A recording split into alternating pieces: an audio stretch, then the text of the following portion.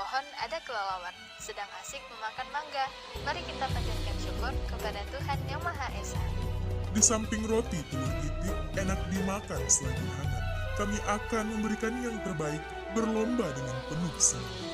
Jalan-jalan ke Jakarta, singgah sejenak di Bekasi. Assalamualaikum semuanya, izinkan kami memperkenalkan diri. Perkenalkan, nama saya Ami Daniel Rofi Simanjunta. Perkenalkan, saya Cut Salafaradila. Nama saya Muhammad. Kami dari Universitas Malikus Saleh. Kami akan mempresentasikan hasil dari karya tulis ilmiah yang berjudul Cetar, Cegah Tuberkulosis Anak Sekarang. Saya akan beritahukan tentang suatu penyakit yang sudah ada berabad-abad lamanya, yang sudah ada dari ribuan tahun lamanya dan masih ada sampai sekarang. Ya, nama penyakitnya adalah tuberkulosis. Penyakit ini bisa menyerang siapa saja, tidak peduli usia Anda berapa, apakah itu lansia, apakah itu remaja, orang dewasa, bahkan anak-anak sekalipun bisa terkena penyakit ini. Penyakit ini tidak mengenal gender, bisa mengenai laki-laki, begitu juga perempuan, bisa mengenai orang dari berbagai jenis ras dan suku. Akibat dari rendahnya pengetahuan orang tua, ketidakpedulian terhadap TB pada anak, dan anak itu sendiri tidak tahu akan penyakitnya, maka TB pada anak itu sering underdiagnosed atau tidak terdeteksi, padahal kasusnya cukup besar. Bayangkan saja seorang anak yang harus tumbuh dan berkembang pada usianya mengalami gangguan akibat TB yang dialaminya, sehingga mengakibatkan gangguan pertumbuhan dan perkembangan pada anak tersebut. Makanya kita harus peduli pada TB anak ini. Penyakit ini pernah dinyatakan sebagai ancaman global oleh World Health Organization atau WHO. Ini disebut juga dengan Global Security Threat karena pada tahun 2017 ada 10 juta orang di seluruh dunia yang terkena tuberkulosis. Bagaimana dengan Indonesia? Indonesia menjadi nomor 1 di Asia Tenggara sebagai angka tuberkulosis tertinggi di Asia Tenggara dan nomor 3 di dunia. Mengapa bisa demikian? Jika kita lihat data yang ada dari Kementerian Kesehatan, itu pada tahun 2009 angka penduduk Indonesia yang terinfeksi TB berkisar 294.771 orang. Lumayan kan? Dan kita lihat pada tahun 2014, hanya berselang 5 tahun saja, angkanya itu sudah mencapai 340.000.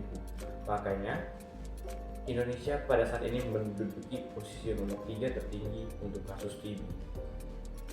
Nah, di antara semua populasi itu, 10% yang terkena adalah anak-anak. Uniknya, anak-anak memiliki gejala yang berbeda, sehingga sulit untuk mengidentifikasi tuberkulosis pada anak. Lalu bagaimana cara tuberkulosis bisa menyerang tubuh kita? Tuberkulosis atau yang dikenal dengan sebutan TB merupakan suatu penyakit menular yang disebabkan oleh kuman Mycobacterium tuberculosis. Apabila kuman tersebut menyerang organ paru, maka akan disebut TB paru, dan apabila menyerang organ lain selain paru, disebut TB ekstrak paru. Kelompok kuman tersebut dapat menyebabkan adanya gangguan pada saluran pernafasan. Bagaimana perjalanan penyakitnya? Mari kita lihat animasi berikut. Apabila suatu ketika terdapat 2 orang sedang bersamaan dengan kondisi kesehatan yang berbeda, yang satu dalam keadaan sehat dan yang satu lagi dalam keadaan menderita tuberkulosis. Apabila penderita tuberkulosis tersebut batuk ataupun bersin, maka ia akan mengeluarkan droplet yang berisikan Mycobacterium tuberculosis tersebut. Dan droplet tersebut akan tersebar di udara dan terhirup oleh orang-orang di sekitar. Pada saat kuman terhirup, maka ia akan masuk ke dalam saluran pernafasan dan berujung di alveolus. Di dalam alveolus terjadi 3 fase. Fase eliminasi, fase retriksi, dan fase aktivasi.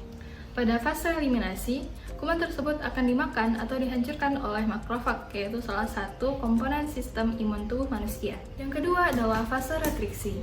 Makrofag akan memakan kuman tersebut, namun ada beberapa kuman yang tidak mati, tapi dalam keadaan dorman ataupun dalam keadaan tidur. Ketika sistem imun kita melemah, maka kuman tersebut akan kembali aktif. Lalu yang ketiga adalah fase aktivasi. Ketika kuman tersebut berhasil mengalahkan makrofag ataupun mengalahkan sistem imun tubuh kita, sehingga kuman tersebut dapat memperbanyak diri dan mulai menimbulkan berbagai gejala penyakit tuberkulosis secara progresif. Gejala yang dapat ditimbulkan berupa demam, berkeringat di malam hari, batuk disertai dengan darah, nyeri dada, dan juga kehilangan berat badan. Dan gejala-gejala tersebut akan berlangsung selama lebih daripada 3 minggu. Pengobatan bagi penderita TB tidaklah semudah itu. Pengobatan TB mempunyai kategori standar, yaitu kategori 1 dan kategori 2. Pada kategori 1, penderita TB diharuskan meminum atau mengonsumsi obat-obatan TB seperti isoniazid, rifampicin, pyrazinamide, dan ethambutol selama 6 bulan lamanya dan secara teratur.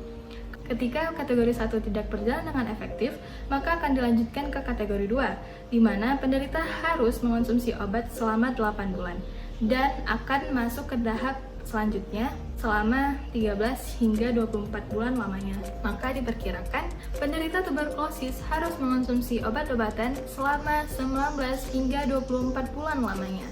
Dari kasus-kasus tuberkulosis, banyak penderita yang tidak teratur dalam menjalani terapi pengobatan tuberkulosis ini, sehingga penderita akan resisten terhadap obat-obatan TB tersebut, dan penularan pun akan terus terjadi. Oleh karena itu, mencegah lebih baik daripada mengobati.